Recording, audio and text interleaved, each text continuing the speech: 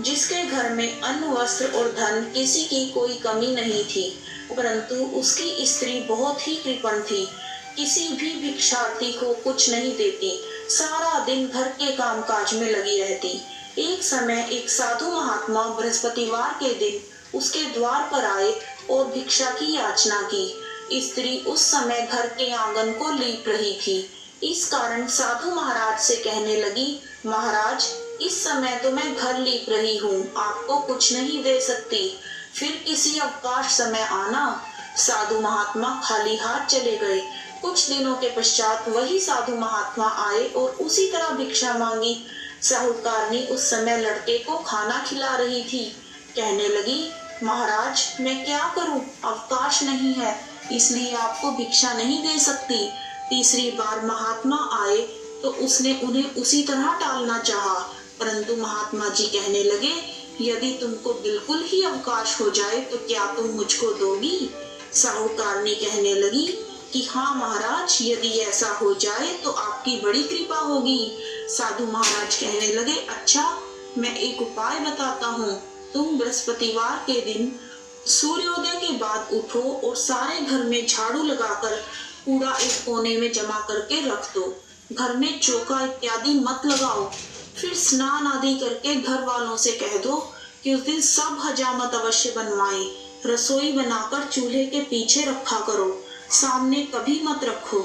सायंकाल को अंधेरा होने के बाद दीपक जलाओ तथा बृहस्पतिवार को पीले वस्त्र मत धारण करो, ना ही पीले रंग की चीजों का भोजन करो। यदि ऐसा करोगे तो तुमको घर का कोई काम ही नहीं करना पड़ेगा। साहूकारनी ने ऐसा ही किया। बृहस्पतिवार को दिन चढ़े उठी, झाड़ू लगाकर कूड़े को घर के एक कोने में जमा करके रख दिया। पुरुषों ने हजामत बनवाई, भोजन बनाकर चूल्हे के पीछे रखा। यह सब बृहस्पतिवारों को ऐसा ही करती रही। अब के बाद उसके घर में खाने के लिए दाना न रहा। थोड़े दिनों में महात्मा फिर से आए और उन्होंने भिक्षा की याचना की, परंतु सेठानी ने कहा, महाराज, मेरे घर में खाने के लिए अन्न नहीं है, आपको क्या दे सकती हूँ? तब महात्मा ने कहा, जब तुम्हारे घर में सब कुछ था तब भी कुछ नहीं देती थी, अब पूरा पूरा अवकाश है, अब भी कुछ नहीं दे रही हो, तुम क्या चाहती हो वह कहो। तब सेठानी ने हाथ जोड़कर कहा, महाराज, अब कोई ऐसा उपाय बताओ कि मेरे घर में पहले जैसा धन धान्य हो जाए। अब मैं प्रतिज्ञा करती हूँ कि अवश्य में आप जैसा कहोगे वैसा ही करूँगी।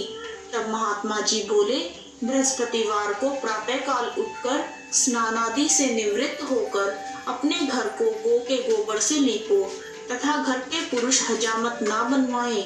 भूखों को अन्न जल देती रहा करो। ठीक सायंकाल दीपक जलाओ। यदि ऐसा करोगी तो तुम्हारी सब मनोकामनाएं भगवान बृहस्पति जी की कृपा से पूर्ण होंगी। सेठानी ने ऐसा ही किया और उसके घर में धन धान्य वैसा ही हो गया जैसा पहले था। इस प्रकार भगवान बृहस्पति जी की कृपा से अनेक प्रकार के सुख भोग कर सेठानी दीर्घ काल तक जीवित रही। जय बृहस्पति देव।